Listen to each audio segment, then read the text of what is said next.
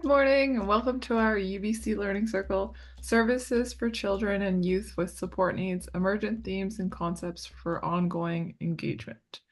Um, Today's conversation is presented in partnership with Center for Excellence in Indigenous Health. We'd like to thank the First Nations Health Authority for generously funding the UBC Learning Circle and allowing us to have these conversations.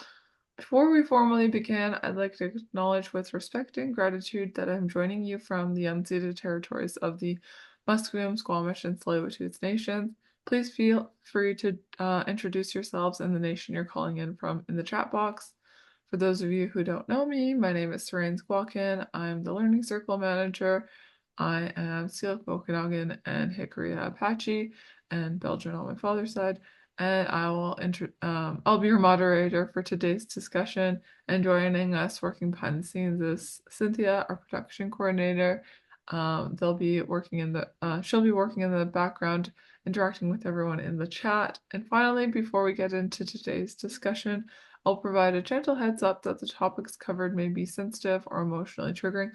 Please make sure that you're looking after yourself, and if at any point in time you need to talk to an elder, friend, counselor, or family member, don't hesitate to do so. We have some prompts in the chat if you need additional support. Now I'll turn it over to our guests to introduce themselves. Thanks, Sarain. Good morning, everyone. My name is James Hutchison. Before we begin, we also want to acknowledge all of the Indigenous territories from which you're all joining us today in this circle. We're very grateful to have all of you joining us this morning and for spending this time together with us. I think that we'll run through our slides here, and then the plan is to take questions at the end. So bear with us here while we present some info to you about children and youth with support needs and some of the current information we're gathering through engagement, and then we'll field some questions. So like I said, my name is James Hutchison. I'm a director on MCFD's Early Years and Inclusion Policy Communications and Engagement branch. I'm joined by my colleagues Laura and Caitlin, who I'll give a moment to introduce themselves in just a moment. But before I do that, I want to acknowledge that I'm joining the call gratefully from Musqueam, Squamish, and Tsleil-Waututh territory this morning. To give you a little background about our team, we provide support for early years programs and services for children and youth with support needs through the development of oversight and policy. But besides policy, we also have a focus on engagement with the public on children and youth with support needs services, as well as a focus on communicating developments in those services to the public. The team is, we're currently working to co-develop a system of services for children and youth with support needs, and I'm a director on this team specifically concerned with focused on communications and engagement. And I'm really grateful to be here with all of you this morning. So I'll turn it over to Caitlin Alder next to introduce herself.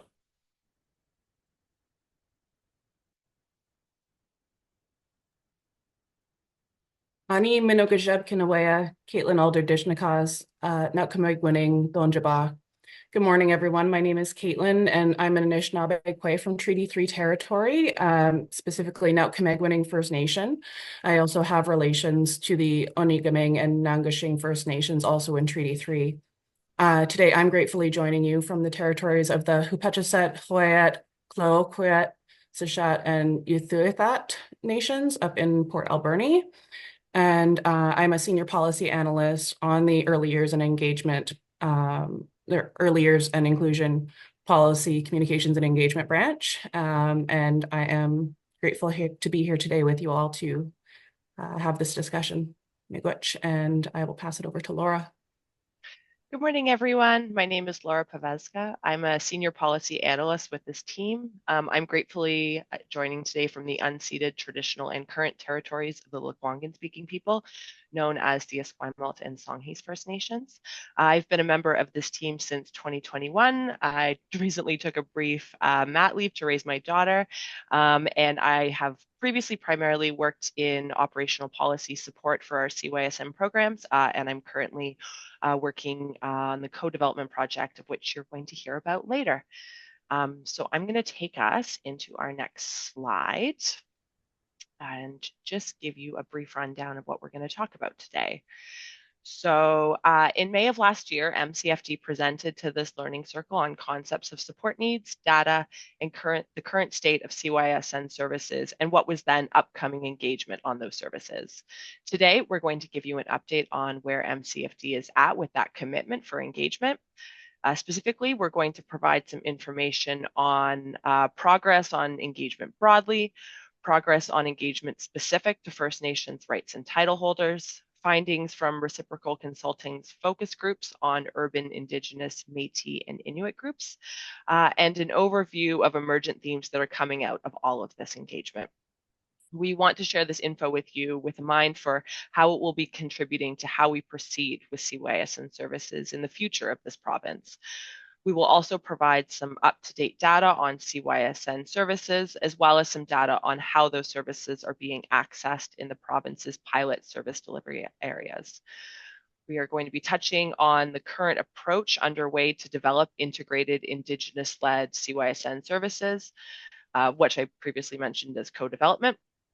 And there will be mention of engagement funding that is available to all First Nations who would like to access it towards the end of our presentation. Overall, our webinar today is intended to help you track where we're heading in BC with CYSN services and some ideas that might motivate questions that at the end we can either answer in the moment or provide to you following this webinar. Just an acknowledgement that the work we're going to discuss today is representative of many folks beyond our branch and division, so in some cases we may need to defer to them and get back to you later. If you can just move us to the next slide, Caitlin. Just a brief recap of the last time we were here. That was in May 2023, and it was our colleagues Molly Ferdine and Danielle Smith who presented to this learning circle on concepts of support needs. They provided data on children, youth, and families accessing CYSN services, and they spoke on the current state of those services and what was then going to be upcoming engagement. Our colleagues spoke on the different ways of framing and understanding disabilities and support needs, and they spoke on the history of CYSN services from the year 2000 to 2023 and the current state of CYSN services in non-pilot areas. And they also provided statistical data examining the reach of CYSN services, autism funding, and the at-home program. They provided details on the CYSN pilot approach, which had not yet launched at that time. And they provided some detail on our plans for deeper engagement across the province. For those of you who are not in attendance, the webinar is available on YouTube, and you can find that link through the Learning Circle's website. I highly recommend folks who want to understand more about that pilot approach to CYSN services to watch that presentation. And I'll just pass it to James now.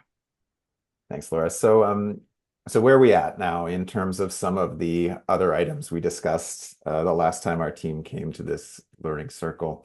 The children and youth with support needs pilot approach that Laura mentioned in the previous slide, it has launched. It launched in 4 communities in the province in 2023, and it's up and running in those communities. That's Kelowna, Prince Rupert, Terrace, and Smithers, and their surrounding areas. And the pilot approach includes pilot family connection centers, which are delivering services in these communities, as well as disability services and provincial services. And for those of you who couldn't attend last year or who might need a refresher, pilot family connection centers are operated by contracted community organizations in these 4 communities. And these family connection centers, they deliver a range of voluntary services delivered by teams that include speech therapists, physiotherapists, occupational therapists, and behavior analysts and consultants that can be accessed by children, youth, and families without the involvement of the Ministry of Children and Family Development or ministry staff. And it's worth noting that access to these services at these family connection centers, they're not, access is not dependent on diagnosis. Then also a part of the pilot approach is disability services, which involve care coordination and support planning and respite and parenting and professional supports.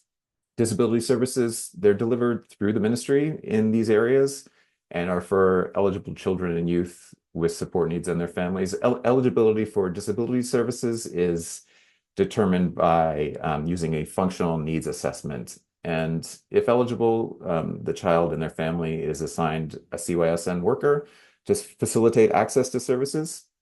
And then families who are eligible for disability services can also, it's worth noting, also continue to access services through family connection centers and through provincial services, which brings me to provincial services, which is also available in the pilot communities.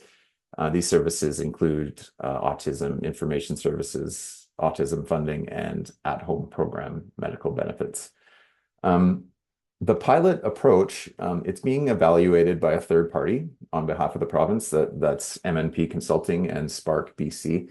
They developed an evaluation framework they've been working on it over the last year, and now they're in the process of conducting surveys and focus groups and one-on-one interviews with families and service providers and service administrators and a whole host of other folks with lived experience to understand how this pilot approach is working in these communities. And that evaluation is going to run through 2025 and will provide some data about access to services in these areas in the next few slides, but also touching on where we're at now with some other pieces mentioned last time MCFD was here. Engagement on children and youth with support needs services, which started in early 2023. It continues across the province. I'll touch more on that in the coming slides. And co-development of unique Indigenous-led service approaches for children and youth with support needs is underway with 3 Indigenous partners. These are partners who are at different stages of development in their service approach, but more to come on that later. Caitlin will cover this piece in depth later in the webinar. So I'll turn it back to Laura now to provide some data on children and youth with support needs in BC.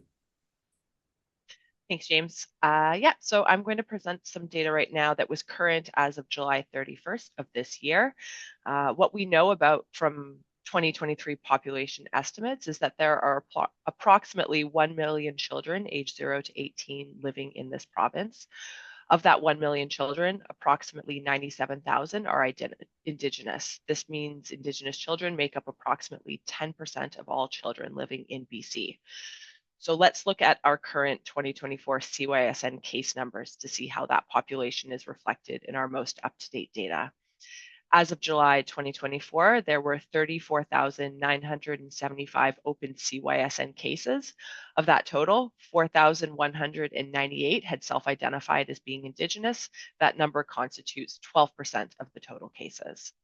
As of July, there were 32,514 open autism funding cases. This is representative of both the under 6 category as well as the 6 to 18 category of funding. Of that total, 3,622 had self-identified as being Indigenous. This number constitutes 11% of the total cases. As of July, there were 5,333 open at-home program cases. Of that total, 475 had self-identified as being Indigenous. That number constitutes 9% of the total at-home program cases. And if you can just move to the next slide, perfect. Looking at some data from the pilot area specifically. So last time our team was here, the pilots were not off the ground, so we were only able to share information at a very high level. This year, we're happy to be able to share more detail about what services are being provided, who is accessing them in the pilot regions. So as of July 31st, over 2,000 children were accessing services through a family connection center, with over 330 children accessing supports through an MCFD disability services office in those pilot areas. The majority of children and youth accessing and receiving services through an FCC were 0 to 6 years old, representing 65% of that total, followed by children and youth age 7 to 12, which represented 25% of the total. And finally, children age 13 to 18 years old represented 10% of the total. The majority of children and youth accessing additional supports through a disability services office were aged 13 to 18.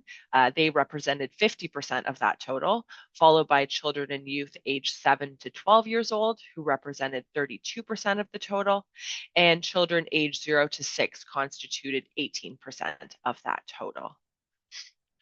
So 30% of children and youth accessing disability services and 25% of children and youth accessing FCC services self-identified themselves as being Indigenous. So let's talk for a moment about what services are being requested in those pilot areas.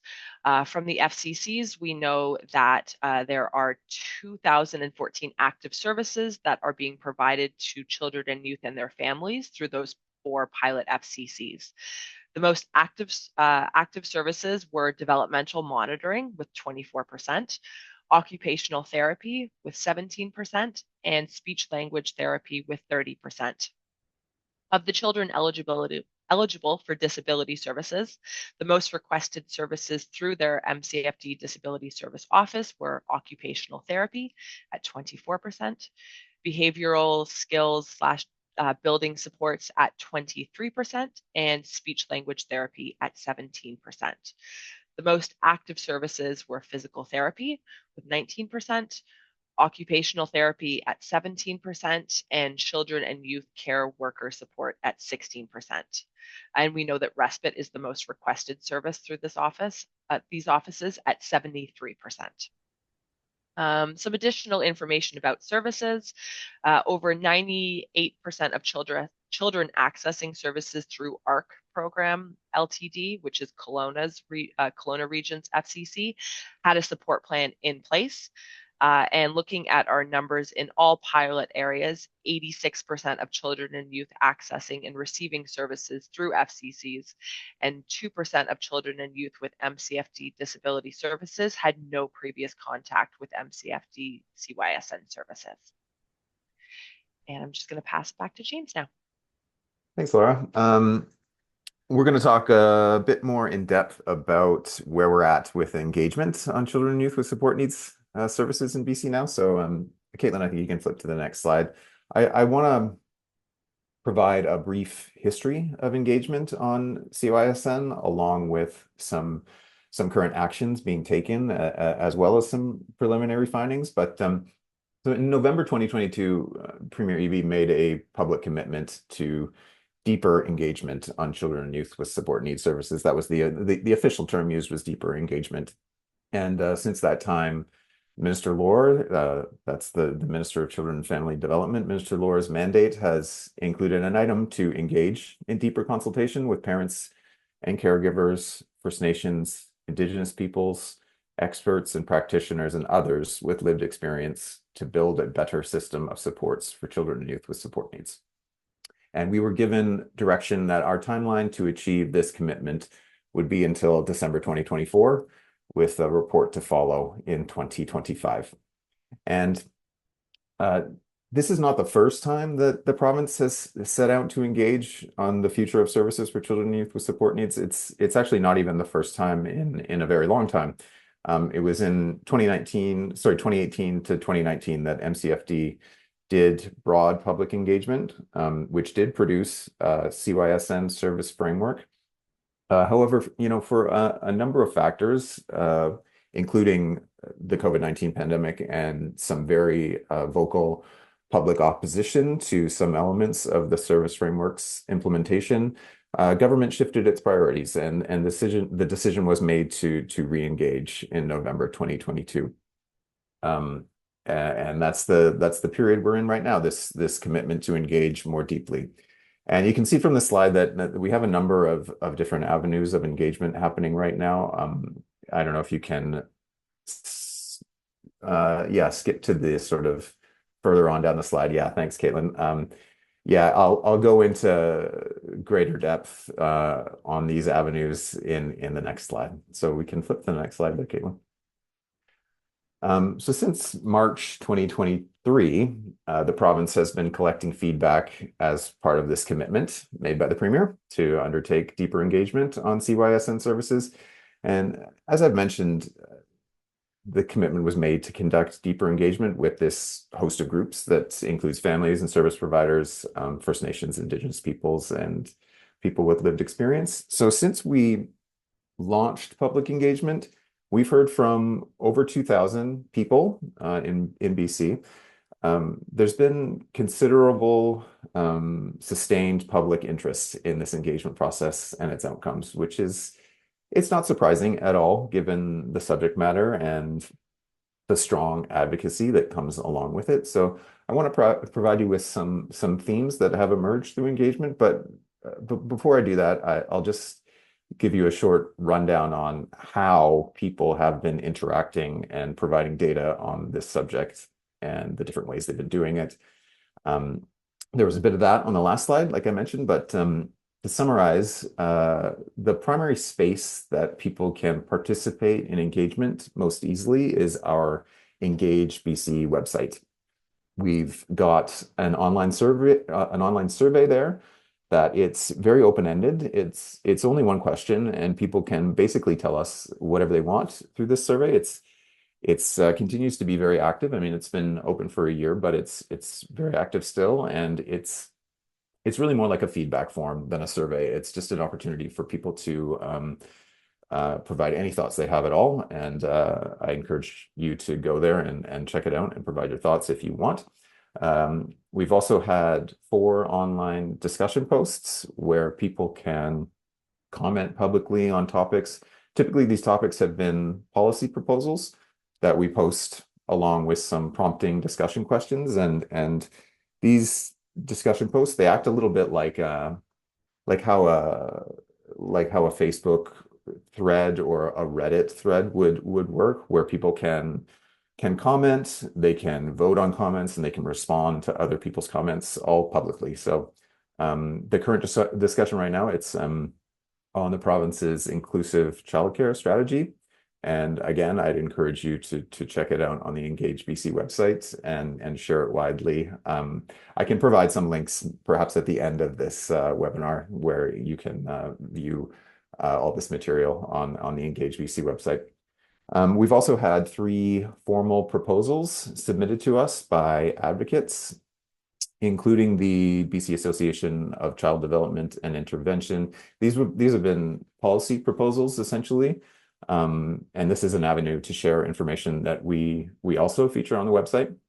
And we also contracted a consulting firm, Reciprocal Consulting, to run focus groups with underrepresented populations, including urban Indigenous, Métis, LGBTQ2S+ families, immigrant, refugee, and English as a learned language families. And their focus groups have closed, and they've submitted their findings to us. The report is also available to read on the website, and I'll give you an overview on a later slide. But again, I'd encourage you to check that out and read it. We also have a number of advocate and sector partner organizations like the Family Support Institute, Inclusion BC, the BC Disability Collaborative, and several others who have received grants to run their own engagements and reach more focused audiences like, for example, children and youth with FASD, with Down syndrome, ADHD, and they're doing that work now and intend to share their data with us by December. And we've also been taking a government-to-government approach to engage directly with First Nations rights and title holders over the past year and a half. We've been running virtual engagement sessions, and they closed in June. You can also see findings from those sessions on Engage BC, and Laura is going to touch on them a bit later as well here. But just, in that vein, provincial funding is also available to BC First Nations communities to help support their capacity to engage. It can be engagement either with the ministry or with others, just to uncover the unique needs of supports and services for children and youth with support needs in their communities. It's grant funding of $25,000. It's available to all 204 First Nations communities in BC. And I'll just plug that this funding, it's still available, and requests are open until December 1st. 2024. So if you know a community that would like to take advantage of the opportunity, please tell them. It's very open-ended funding, so very flexible in the way it can be used, and there's a lot still available. So we also ran just wrapping up the last slide, Caitlin, we also ran a speaker series symposium in November and December of last year, and it featured breakout discussion groups. It was attended by about 750 people. And then lastly, we have two advisory councils. That's the Administrators Advisory Council on CYSN and the Indigenous CYSN Advisory Circle. Those two councils provide input and help guide our work and engagement. So that was a lot. So engagement, you can see it's been very broad and comprehensive, and it continues essentially until December 2024. And Caitlin, you can skip to the next one now. So I mentioned briefly on the last slide that there is engagement being taken on by a series of sector partners and advocates that are funded through provincial grant funding. The rationale when we set out to provide grants to organizations here was that in 2022, we heard from these organizations that we didn't understand the specific problems faced by families and service providers who they advocate for. So we asked these organizations to tell us what we're missing, to go out and engage and report back to the province so that we can have those missing pieces. So this work actually with partner-led engagement, it actually started before this most recent bout of engagement that we're in with the community, this community-led collaboration project, which was started in 2022.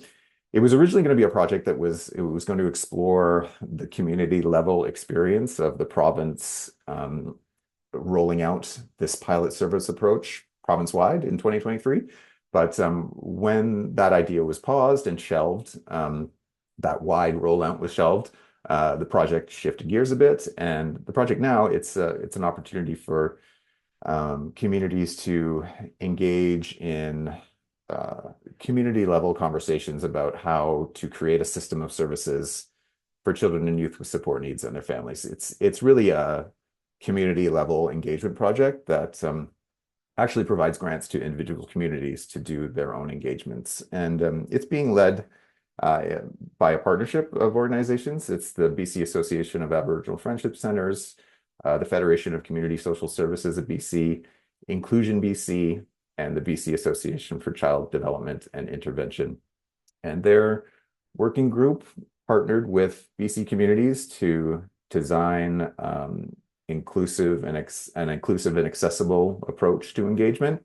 And the project took place over two phases between September 2022 and December 2024. So it's almost complete. But in the first phase, their provincial working group and their community partners, they worked together to do in-person and hybrid engagements in a number of communities. It's Campbell River, Castlegar, Kamloops, Port Alberni, the West Coast, Vancouver Island communities, and also Richmond.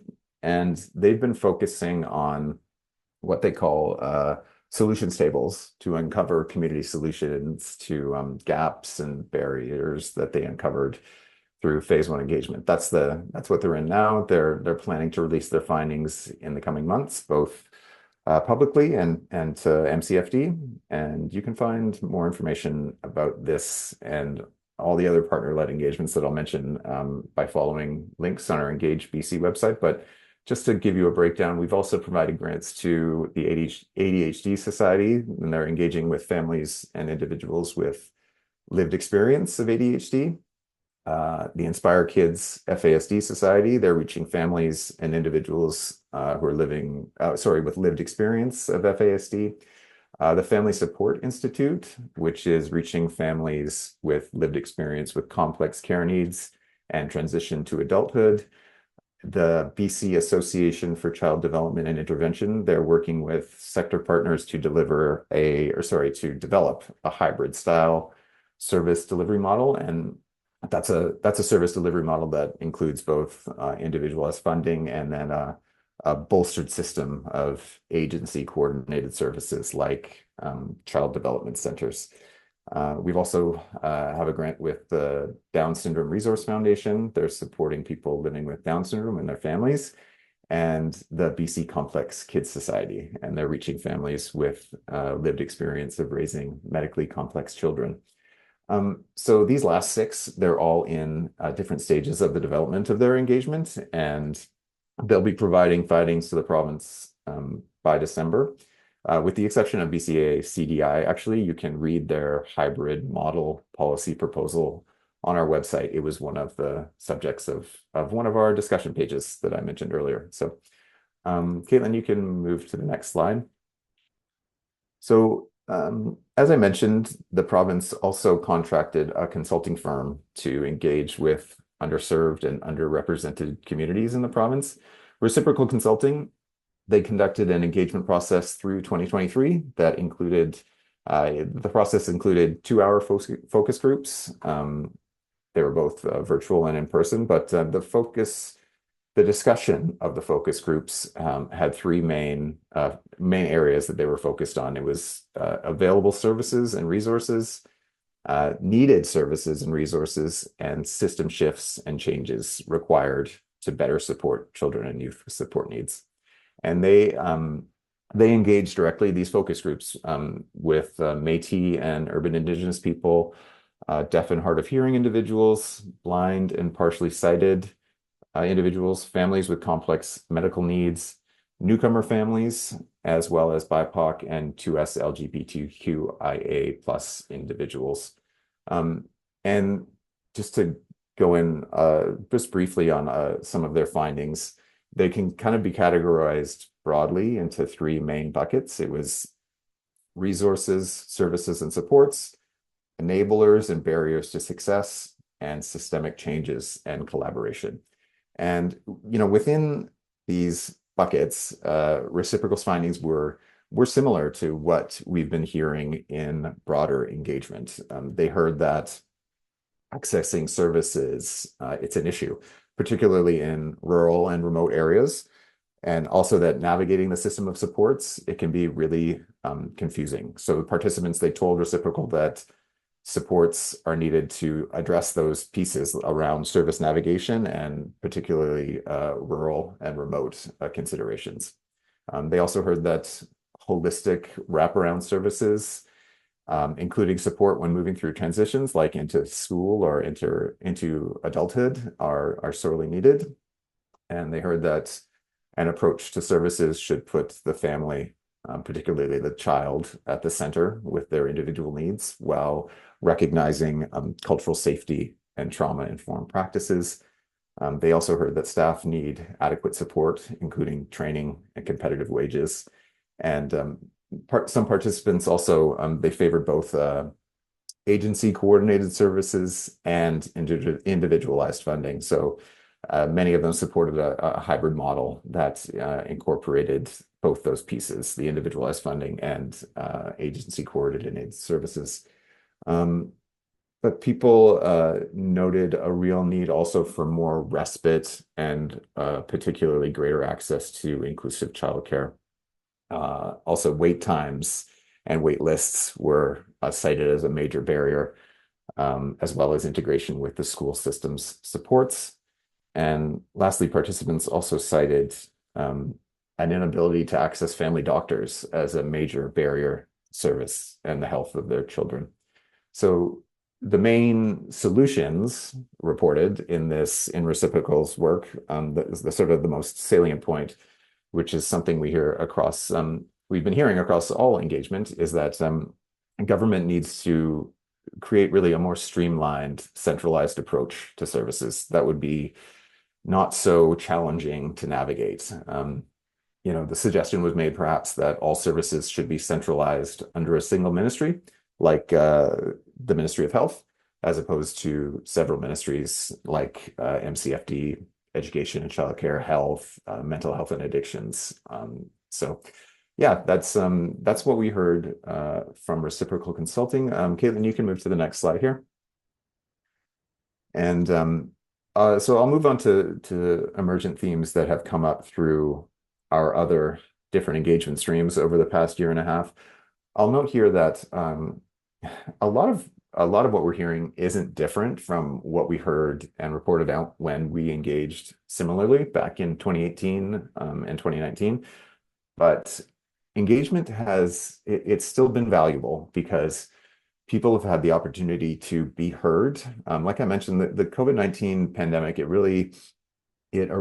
kind of because of how we all prioritized other things, it really erased the sort of collective memory of how MCFD went out and engaged on this in 2019, and people felt like they weren't heard. So it's given people an opportunity to be, I hope, more satisfied that they've been heard. So quickly onto emergent themes here. Not everything here is maybe relevant to the circle, but I want to share it regardless. But so I also want to note that I'm sort of distilling a lot of what we've heard into with very broad strokes. More information will come forward, when our analysts, when they work through the findings and produce a public report when the engagement phase concludes in December. But I do want to be able to share the things we're hearing most frequently. So first, I want to acknowledge that there's one thread that really runs through all feedback we've received, and that's that a greater funding is needed for every aspect of children and youth with support needs services.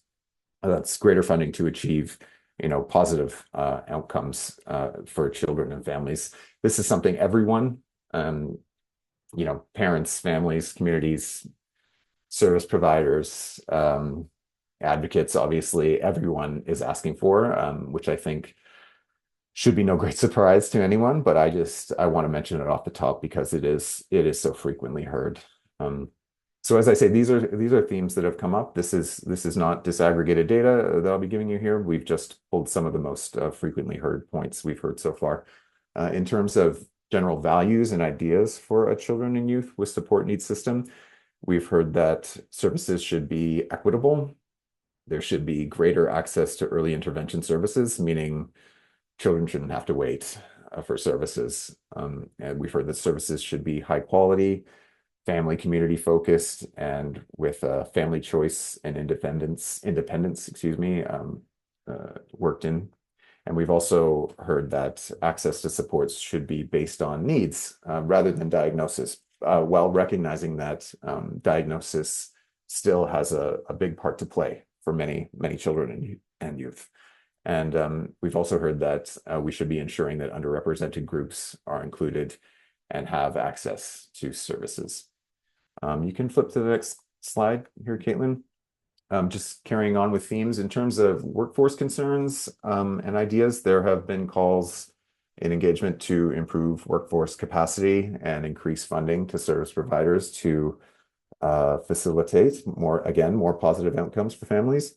And an interesting point we've heard a few times is the suggestion of expanding who can provide assessments beyond the current list of qualified professionals. That's the idea, being that assessments could be delivered in schools by a greater number of people in different places, just with the idea that it would alleviate the wait times for public assessments. We've also heard many times about providing cross-ministry streamlined services, as I mentioned before, similar to what was heard in reciprocal consulting's work. This would mean streamlined process across ministries that would include simple, clear, consistent policies, again, reducing that administrative burden for families. And particularly, we've been told to reconsider all the ministry's roles and ministries' plural roles and responsibilities in relation to children and youth with support needs. Again, a piece we've heard a few times is that we should consider changing the lead ministry of primary responsibility from MCFD to health for children and youth with support needs services.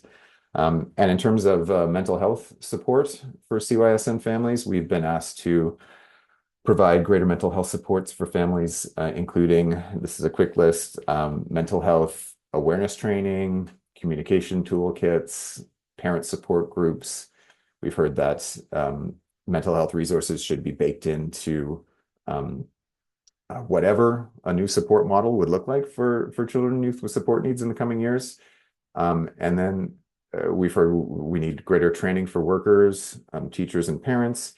And we've been asked to consider this artificial divide between children and youth mental health and children and youth with support needs services. These services are separated in our system when there's really no reason they need to be, and they shouldn't be, because we know that children with support needs are very frequently also requiring mental health support. So that's a consideration we've been asked to look into. Inclusive childcare has also been a big theme in engagement, beyond just highlighting the issues with access to inclusive childcare for kids with support needs. We've heard a call to develop policies that would compel providers to take children with support needs in their childcare programs, and also for greater funding and training and workforce compensation. And lastly, regarding supports in the school system, we've heard we should be improving access to services and programs through the school system, such as individualized learning plans, therapy and counseling. And we've also heard that we need to be reducing the exclusion of children and youth with support needs in school in general. So I recognize I've been talking for a long time. There's a lot of information there. Those are some very broad themes. I'm going to turn it over to Laura now to talk about engagement between the province and First Nations. Thanks, James. Yeah, as you mentioned, I'm just going to switch gears here to talk a bit about some Indigenous specific engagement that is part of this broader engagement on CYSN that has been ongoing since last year. In general, we've heard through broader engagement that cultural safety and services need bolstering, and that we should be supporting and empowering the voices of Indigenous people who know their communities to communicate their specific solutions to government. But beyond the broader engagement, the province has made a commitment that's guided by the Declaration on the Acts of Indigenous People, or the Rights of Indigenous Peoples Act, and the commitment to co-develop legislation, policy, and programming using a distinction-based approach. So to engage directly with First Nations rights and title holders on a future provincial service approach for children and youth with support needs. This is in an effort to fulfill government's commitment under that Declaration Act, while striving to understand the distinct and unique needs in the context of CYSN services. In June of this year, we concluded a series of engagement sessions with First Nations rights and title holders on a system of supports for children and youth with support needs. This marked the end of phase 2 of direct engagement with First Nations rights and title holders. Phase 1 was essentially a series of preliminary discussions on how to engage that took place in summer of 2023. And phase 2 focused on deeper conversations to co-develop a new provincial service approach that is reflective of and upholds First Nations visions for CYSN services. Beginning in August of 2023, MCFD hosted 15 two-hour engagement sessions with First Nations rights and title holders. It was guided by 5 discussion topics. Sessions were attended by 81 participants across 51 communities and organizations. Participants shared their thoughts and experiences from a variety of perspectives, such as frontline support workers, elders and knowledge keepers, researchers, policy analysts, parents, families, and community members of children and youth with support needs. We want to gratefully acknowledge the honesty and vulnerability of participants during this period of engagement and the time and energy given in sharing perspectives and experiences. As was mentioned in our intro, engagement capacity funding is also available for community-led engagement. This is provincial funding that is available to BC First Nations communities to help support their capacity to engage with the ministry and others on their unique needs in the context of supports and services for children and youth with support needs. Grant funding of $25,000 is available to all 204 First Nations communities in BC. Funding requests will remain open until December 1st of this year. To express interest in accessing this funding, please email mcf.cysnengage@bc.gov.ca. So hopefully someone can pop that in the chat. And there is no need to submit a detailed plan for the funding at this time. All that is required is a brief summary of how your First Nation community intends to use the funding, along with a full name and contact information for the person who the grant letter will be addressed to. And Caitlin, if you can take us to the next slide, I'm just going to switch back to the First Nations rights and title holder sessions. This slide here shows a visual summary of what was discussed during a phase 2 session. The team produced graphics that served as a report back tool for attendees, highlighting what was discussed in previous sessions. This particular visual represents the 5th and final topic, which was working together to make this a reality. Common themes that emerged were the need to listen to children, youth, and their families, working directly with communities, providing services that are responsive to the distinct needs of each community, as well as an Indigenous-led program design. Extensive analysis is underway to review the suggestions and feedback provided through this engagement series, and we're compiling and analyzing key concepts that emerged while distinct recommendations that were shared in the session are also being considered. Recognizing that there are specific and unique contexts for each First Nation and that individual communities have distinct needs, any emergent themes will have considerations for all of these discrete differences. So some emerging themes that came out of all 5 sessions are as follows. Services must be community-based. They must be delivered by Indigenous service providers, and they must be grounded in culture, language, and values. Services must be trauma-informed. They must be supported by elders, knowledge keepers, and other community members that are holistic, responsive to early identified needs, and provide transition supports for all stages and ages. The workforce must be sustainably funded to uphold service continuity. Relationships must prioritize trust and respect between MCFD, service providers, and First Nations families and communities. These must be strengthened, as well as collaborative cross-sector relationships to ensure expedited services. And services must be needs-focused, community-based, and community-driven, with children and families at the center. I'm going to pass it over to Caitlin now. Thanks, Laura. So I am going to just talk briefly about the co-development of Indigenous-led integrated service models for Indigenous children and youth with support needs. And I just want to specify that this is distinctly separate from what the First Nations rights and title holders engagements are. But this does not exclude those partners that we're working with from that First Nations rights and title holder engagement. It is just something that is running along parallel to also address the distinct need for those types of services that address the unique needs of Indigenous children, youth, and families in the province. So just a little bit of background on that co-development and how we came to kind of launch this initiative. As we neared implementation of those Family Connection Center pilots in 2022, we were approached, as the ministry, we were approached by members of the Indigenous community requesting to discuss how the proposed CYSN framework was going to work for them, noting the distinct and unique needs that Indigenous children, youth, and families with support needs have that create accessing mainstream provincial services that are meant to universally address support needs for children and youth, which we know that universally it does not actually meet all of the needs of children and youth with support needs. So the response from the ministry was to come to the table and, sorry, my notes are... So yeah, we invited these Indigenous representatives to the table for further discussion, which evolved into a proposal to support the development of these individualized services that would specifically meet the needs of Indigenous people in their respective communities. And so we entered into 3 co-development agreements with Indigenous community partners in 2023 to develop their own service models that would be reflective of the needs identified by those communities.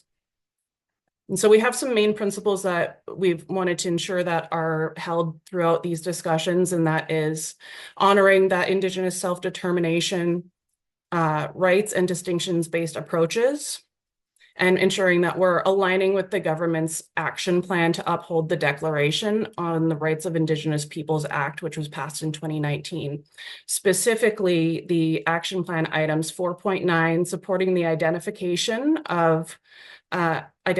prevention, and removal of barriers for Indigenous persons with disabilities, per the Accessible British Columbia Act. 4.11, increase the availability and accessibility and the continuum of Indigenous-led and community-based social services and supports that are trauma-informed, culturally safe, and relevant, and address a range of holistic wellness needs for those who are in crisis, at risk, who have experienced violence, trauma, and/or significant loss.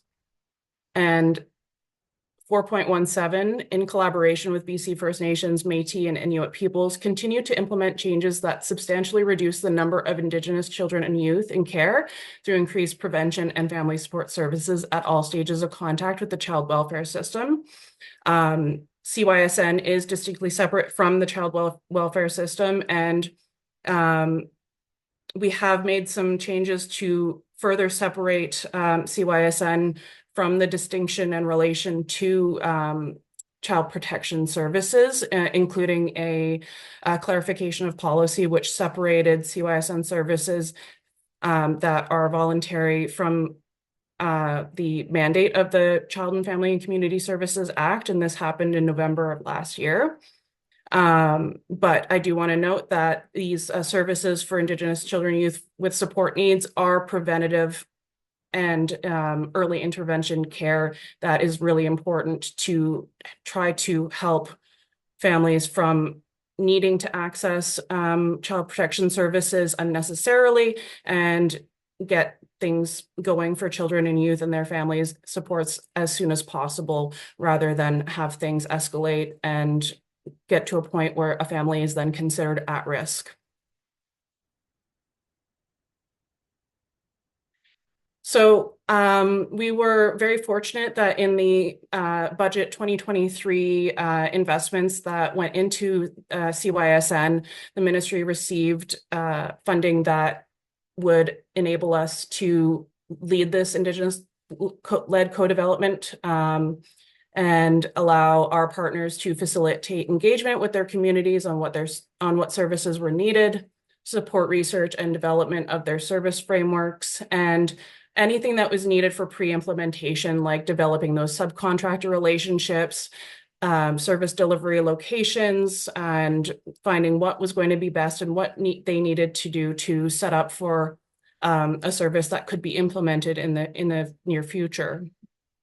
And I will say that there is some of the approach that is reflective of those family connection centers, where we're looking at those integrated service models that are needs-based and very specific to those communities with the identified needs. But this does go a step beyond, because we want to make sure that, again, this is Indigenous-led, this is led by those community partners, and we are the ones in the passenger seat taking their lead as they navigate building a system that is going to truly work for the children and youth in their communities.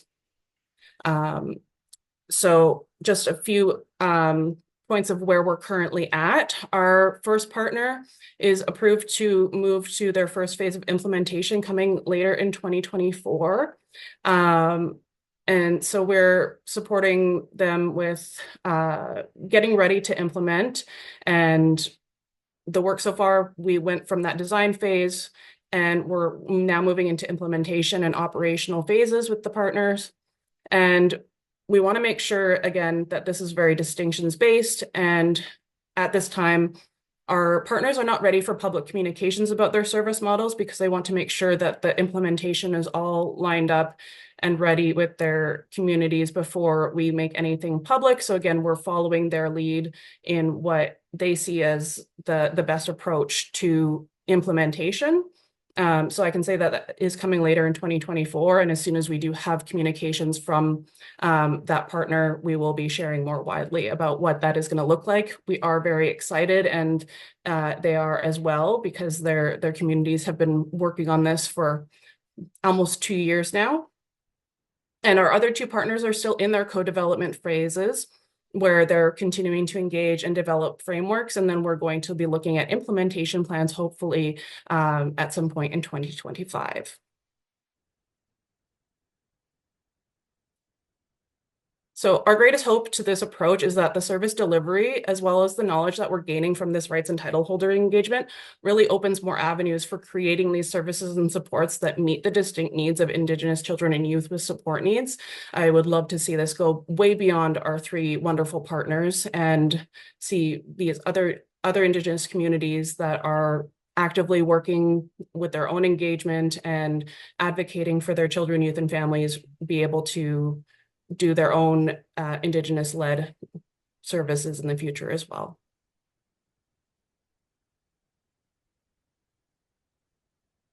I'm just going to pass it back to James to close us off here. Yeah, thanks, Caitlin. So that brings us to the end of our slides, the end of our webinar, and I just want to wrap things up by saying, first of all, thank you all for listening. I mentioned before everyone came on the call, I mentioned to Cynthia and Seraine that I would be focused on the presentation and might not be reading the chat, but I have been reading it, and I'm appreciative of the useful thoughts that people have been sharing there. And I just want to apologize too if I left anything out and if I got anything wrong. I see I may have omitted Autism BC from the Grant Collective conversation, the partner-led engagement slide.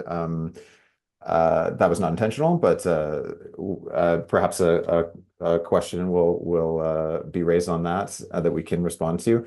And lastly, I want to make it clear what we're doing with all these actions, like the data from service delivery areas, the many streams of engagement data, the pilot evaluation, and the learnings from Indigenous-led co-development.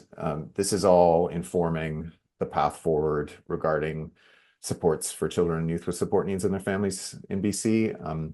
We know that the way things are working now, it's not working for many families, and we need to work together to use this vast trove of information that we are collecting to set the best way forward for families. So thank you again for listening. We've got some prompting questions on the slide here if you need to get some creativity flowing, but we welcome any questions you have. And really lastly, we mentioned it before, but I'll just note that we may not be able to answer all of your questions in the moment, but I think that we may be given a record of these questions, anonymized questions, and we can always take them back and do a little digging away from this webinar to bring you answers later if we don't have them in the moment. So thank you again for listening. Thank you, James and Caitlin and Laura. It's so great to hear from you guys, and we have tons of great questions here, so I'll just jump right into them. The first one is, where are the 4 area locations for the Family Connection Center's pilot project? It's Kelowna, Smithers, Terrace, and Prince Rupert, and their surrounding areas. And I don't have a map on hand, but this sort of what's the right word? Catchment area. We can provide at another time. That sounds good. Next one is there funding available to Métis chartered communities to engage in this process, or is funding only available for First Nations communities? The funding that we mentioned in a couple of times in the webinar is available only to First Nations communities at this time. And then sorry, I do just want to add to that we are speaking with Métis Nation. Sorry, and yes. there is there are Métis partners in discussion with us around children and youth with support needs. So there's no exclusion of Métis voices. It's just not specifically part of the rights and title holder engagement because the Métis nation is distinctly separate from that. Thank you. And for the development monitoring under monitoring under FCCs, what are the credentials of the workers providing this service? Doctors, like is it doctors, pediatricians? Yeah, are we talking about folks who are working there to provide services? Yes, I think that's what they're. Yeah, we've got their speech therapists, physiotherapists, occupational therapists, and I believe that their credentials are they're credentialed through a college. Is that yeah, Laura, you're shaking your head. Perhaps you might be able to elaborate there. Yeah, they should be all uniquely accredited through their distinct colleges, with the exception, I think, of behavior interventionists. And to clarify, it's not necessarily doctors or pediatricians, but the Family Connection Centers are set up to help navigate those systems if further assessment is needed. And if that's required through a pediatrician, they can help connect them to that. Great. And then kind of following suit to that question, how many children accessing the FCC services have received a diagnosis already? Don't think we have that information. No, I don't. Sorry. We don't have that one. Where do IDP and SCD fit into the services accessed at the FCCs? Do they provide the developmental monitoring? Thanks. So just to clarify for folks who don't know the acronyms, that's speaking to the Infant Development Program and the Supported Child Development Programs, and then also their counterparts, the Aboriginal Infant Development and Aboriginal Supported Child Development.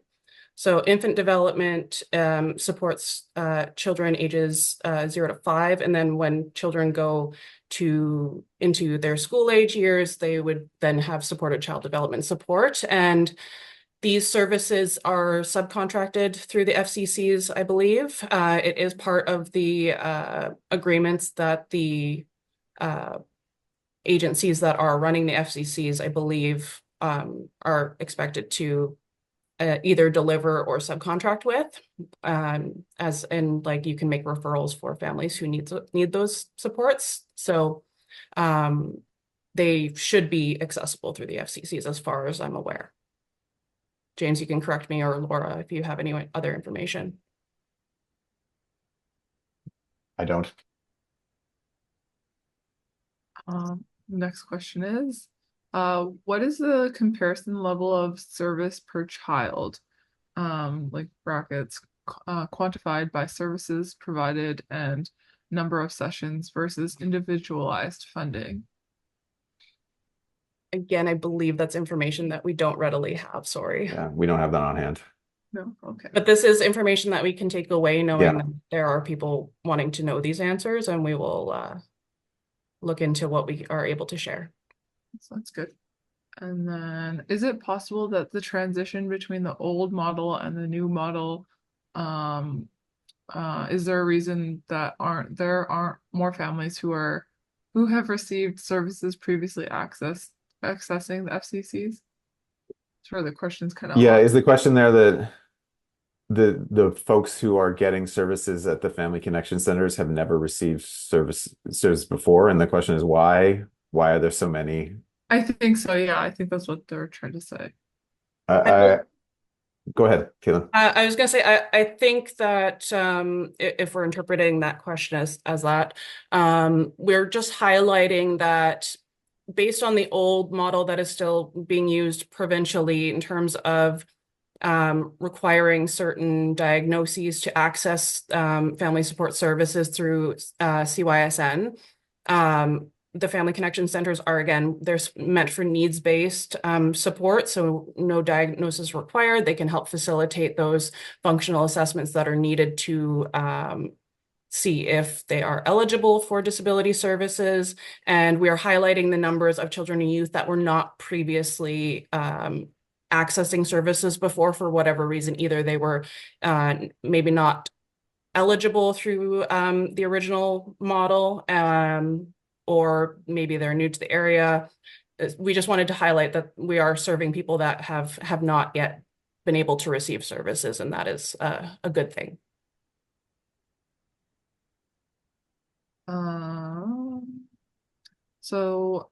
Next question is,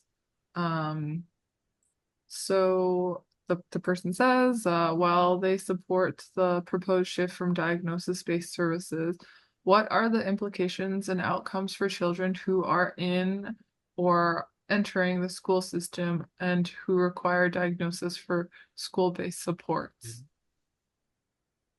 Anybody else want to field an answer? I don't, I don't know how to answer that question right now, honestly. I mean, I can say that we acknowledge that there is a lot of complexity between the, again, separation of, the Ministry of Children and Families and the Ministry of Education and Childcare, and the fact that when a child does enter school-aged years, that a lot of those services, if not all of them, as far as I'm aware, do require diagnoses for, IEPs and other supports. And what I believe is, like, we are working with the Ministry of Education and Childcare to address a lot of these issues, but again, with the FCCs, the intention is to, again, help navigate children, youth, and families who require those kinds of assessments in order to access services. And so we're working on this issue, and we do know that there is definitely this gap because of the way that the Ministry of Education and Childcare works, and that their approach is not ours to dictate how they do their work, and not too sure what the overall solution is or could be in the future. But again, that's also part of why we need engagement from you all.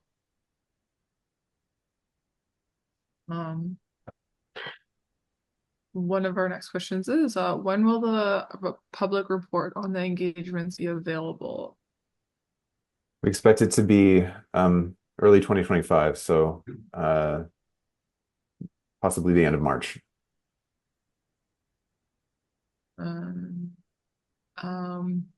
How has the engagement process included those whose loved ones have FASD?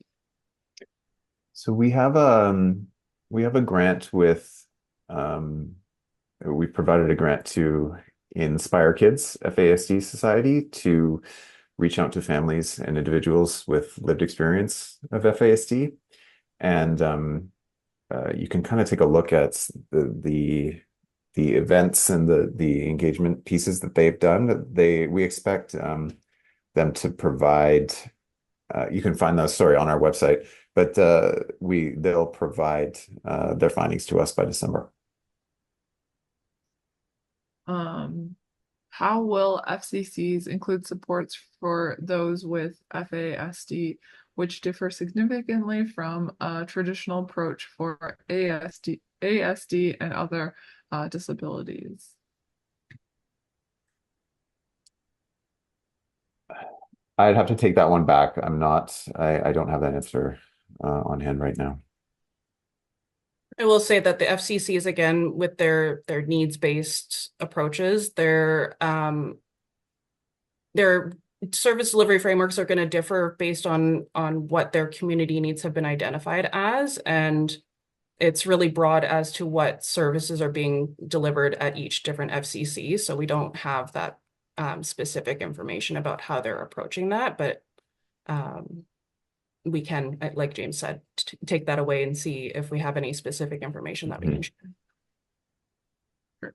This is a little bit of a longer question. So this participant is curious how the numbers overlap between CYSN cases and AFU cases, as AFU seemingly makes up 93% of CYSN cases, and yet this person did not see autism specific groups mentioned of those who were funded for consultation. How were these organizations selected? I believe originally it was actually I don't have the answer right now, but yeah, I'm sorry, I don't have it. But again, that's one that I can come back and provide an answer to later. How much funding is available for each community? Which is that I'm specific, assuming for the pilot programs. like what's the dollar figure of the contracts to the Family Connection Centers? Or I are we think talking about the engagement grants? the question just says how much funding is available for each community. So maybe if you can provide, if you don't know for one or both, either or, whichever. I mean, for First Nations communities to receive a grant to engage on CYSN, it's $25,000 per uh, per community. And then I don't have the contract figures for the Family Connection Centers right now. I think that honestly, yeah, I don't have it. Sorry. And then what are the next steps after December 2024? Is there a revised timeline for the FCC rollout further in the province?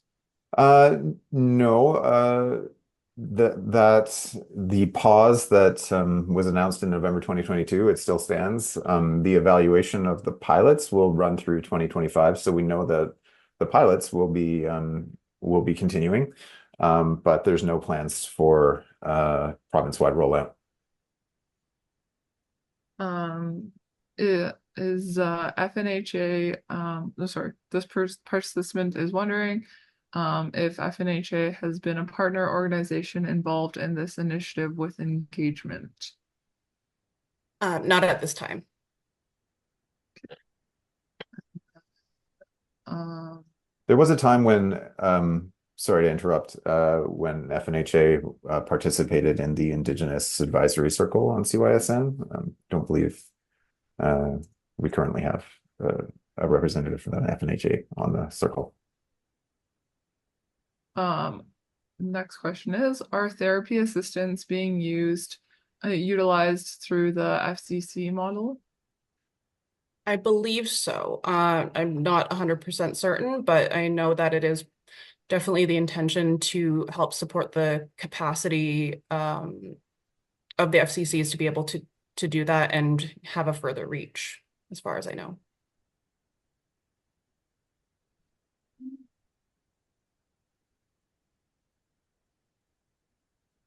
How is engagement ensuring that the FASD community is reached and included in this feedback? Yeah, I mentioned we did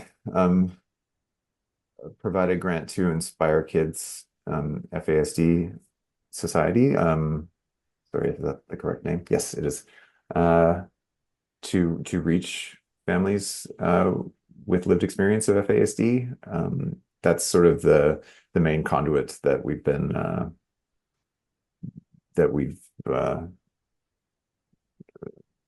working with to reach families with FASD. Are the FCC partnering with outside organizations or independent service providers, or is every client referred to services in-house? I believe it's a mix of both, where they are able to staff their organizations in-house, but also subcontract to other service providers in their community as needed. Yeah. So the next question is, SLPs were identified as a high requested service, yet the FCC in Prince Rupert does not currently have an SLP on their team. Are there ongoing initiatives for recruitment of professionals to fill the needs? Also, the services available at each FCC seems to be vary, and is there reporting on where the current gaps are in those services? Yeah, each community is different, and we know that, and we know that there is an issue in Prince Rupert with the SLP. it's a contracted agency, so they are doing the work to recruit. I don't Caitlin, I don't know if you have further insights there Um, about I, specifically I Prince Rupert. not well, yes and no, not I know that is some support that we're getting from oh, who is it? BCA, CDI. I don't remember which organization they are doing some remote support through an urban center in Vancouver that is sending therapists up that way to support those more rural areas. I believe Prince Rupert's one of them. And then we also have the provincial pediatric supports that we had done a call for responses on, correct, James? That is supposed to be I don't remember who was awarded that contract, but they're supposed to be helping develop and increase capacity for those rural areas to have those pediatric therapy supports like speech and language. Yeah, I think they were calling it community mapping, perhaps at the time, and that was happening earlier in the summer. But and then the provincial outreach team that you mentioned before, Caitlin, I don't know. This is a question I have to take back. Like I don't like you can see me fumbling with an answer here. I think that work might have. I don't think it's ongoing still. Oh yeah, it was BC Center for Ability. Oh, right. Okay, that. They had some they were supporting those areas, but yeah, I don't know if that's still ongoing. Yeah, something we can take back and provide an answer later.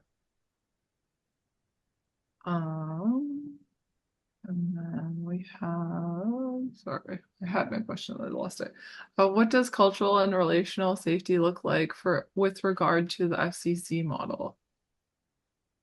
As far as I know, every FCC in their reporting back to the ministry, they are required to develop their own cultural safety and trauma-informed approaches, and they need to report back what that framework looks like. Each one is going to be different based on the community and what those identified needs are, and what it means to be culturally safe and trauma informed is going to be distinct in each different agency because of the different families that they serve. But yeah, they are required to report back about how they're approaching that and how it's going. And so I cannot be specific about what that looks like right now, but it may be that we are able to report back on that when we have the evaluation complete by MNP. Just to follow up with that, how are you establishing some consistency through the FCC program regarding cultural safety to ensure that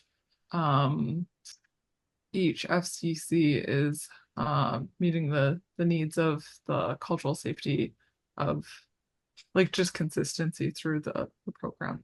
Yeah, we did develop guidelines for the family connection centers that applies to all of them, and then their own individual policies are subject to their own discretion as long as they're in alignment with those guidelines.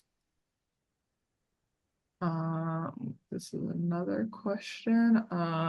So this person noticed respite mentioned on one of the slides. Are the FCCs providing respite funding? Don't believe so. Respite in the pilots is, I believe it's delivered through Disability Services, which is an MCF, is delivered by the ministry in those areas. Mm. Sorry. So there's comment and questions about the move of CYSN services from MCFD to MO Health were missed. Can you comment on why this decision has been made, or has it been made, and It's not been made. and how will just moving CYSN services from one ministry to another improve cross-ministry collaboration so that services can work together to wrap around the child and family? Yeah. So for the first part of the question there, that no decision has been made. That's just something that has been popping up frequently in engagement, and basically the work to analyze why that would work or not remains to be done, and so more to come later. I think that if it wasn't, I mean, let's say for argument's sake, it's not health, it's a different ministry, or it's I think it's the idea of everything centralized in one ministry might alleviate some burden on families that are trying to navigate a system. Right now, it's a patchwork between education, health, and MCFD, and so even just bringing it under one umbrella might make it easier for families, I think is what the idea is. But the sort of legwork to analyze why that might work or not work remains to be done. I think this is a high topic of discussion at the moment too, because of the recommendations that were coming from the RCY's recent reports, and certainly the discussion was brought up in that the fragmented access to different support services delivered by different ministries. And yeah, it's again, part of the engagement is we need to hear back about how people would feel about the way those services are delivered across different ministries, and how we can better connect them. But nothing has been decided at this time, but we do address each of the RCY's reports with action plans and how we intend to address their recommendations. Great. Our next question is, what public bid process was used to choose these organizations, engagement partners who did receive grants? Yeah, there was no bid system. It was a grant. These are grants. And like I mentioned earlier, I don't have the rationale in front of me right now, but I'd be happy to provide it later. Our next question is, has government made any efforts to increase training or recruitment of different service providers for these programs? The FCC programs? Yes, yeah. Again, I believe that would be subject to the FCCs and what they would like to do with their funding, if they're funding training for their workers. Again, sorry, not able to directly answer that question at this time.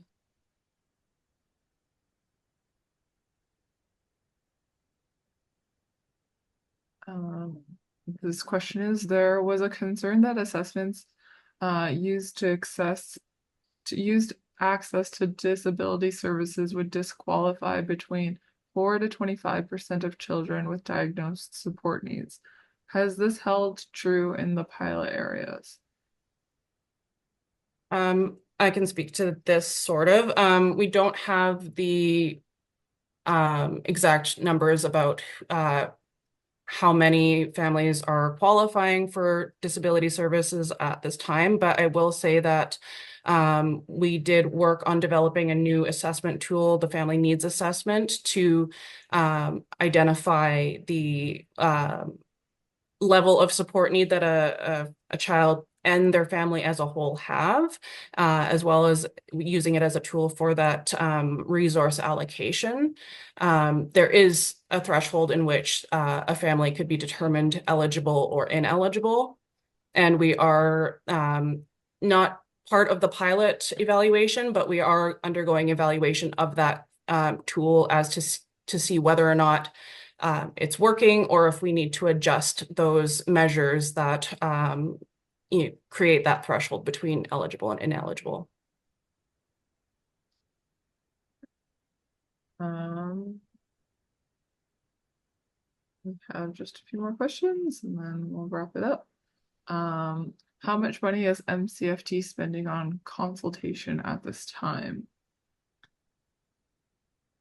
So is that meant to encompass all engagements? I think so, yeah. Yeah. I don't have our budget item, the dollar figure right now on hand. Yeah, it would have been noted in our budget 2023 that for the investments about what they were putting into the deeper engagement and consultation. Yeah. And I believe the First Nations rights and title holders engagement is also a separate budget line for that as well. You might have mentioned this already, but we have it here. Do you have a time frame regarding when the evaluations of the FCCs will be completed? It will be in 2025. So I would expect, I know that's very vague, but it's there's at least, I would expect another year of evaluation to take place.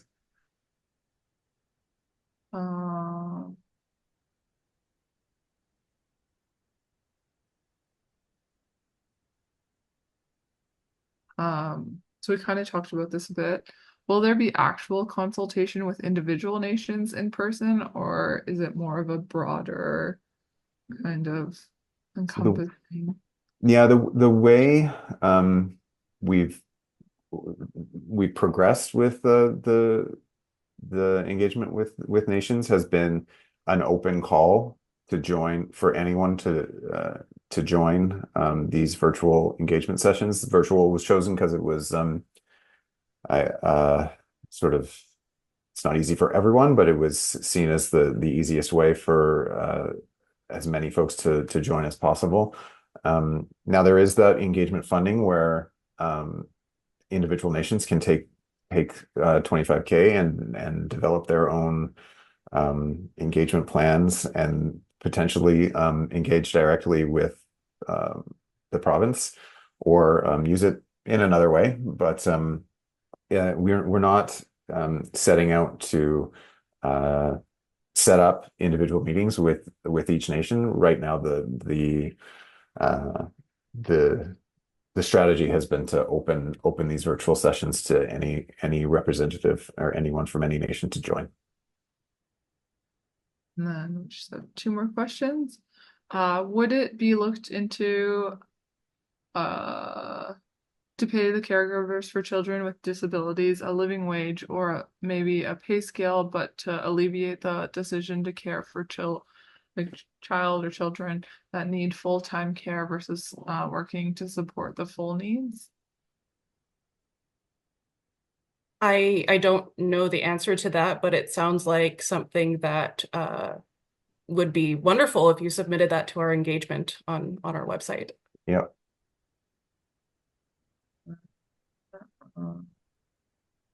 Will there be a provincial complaint system when the FCCs are available province-wide? Will the FCCs be responsible to develop their own complaint process? Okay, I'll I'll say first of all that it's this idea of provincial rollout is still paused and we have no decision on it. So the expectation should be tempered that there will be FCCs everywhere. And in terms of a complaints process, I believe it would be yeah, it would be each FCC's internal process. I think that's the way it is now. That's great. That was our last question. Do you guys have any closing remarks before I end our session? No, thank you everyone though for the thoughtful questions and we hope to get back to you more with the pieces that we couldn't provide answers to later. And we'll talk to Seraine and Cynthia about how to do that in the future. That sounds great. Yes. I also just want to say thank you. I see a lot of comments in the chat as well, and I look forward to reading through some of those themes that have come out of there too as well. So I really appreciate everybody who's given their input today. And again, please, if you have more input, the Engage BC website is open until December, and we definitely need that feedback. Thank you. And then thank you to all our guests and to everyone for joining us today. Thank you so much, Caitlin, Laura, and James, for an amazing discussion. It's great to learn more about the FCCs and just seeing how it has rolled out, and then also just learning a bit more about what you guys are doing at MCFD. Just before we end the webinar, we'd love to bring your attention to our upcoming UBCLCs. So we have Exploring Indigenous Influences in Hockey via hockey cards with name Cardinal. That is on September 23rd, 10 a.m. And then we have tax and benefits information for Indigenous peoples on October 17th. That's at 10 a.m. All our webinars are free to sign up for on our website at www.learningscircle.ubc.ca. And thank you for joining us, and we look forward to seeing everyone at our next Learning Circle. Lim Lim, thank you. Bye now.